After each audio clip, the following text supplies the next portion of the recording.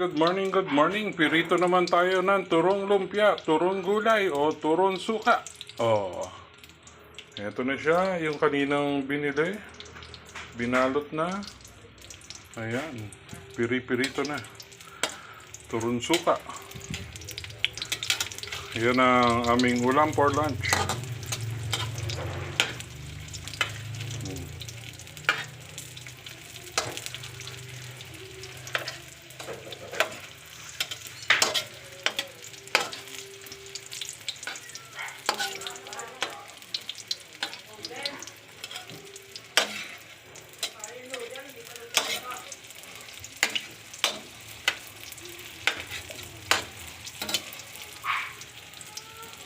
Ayan, turong suka.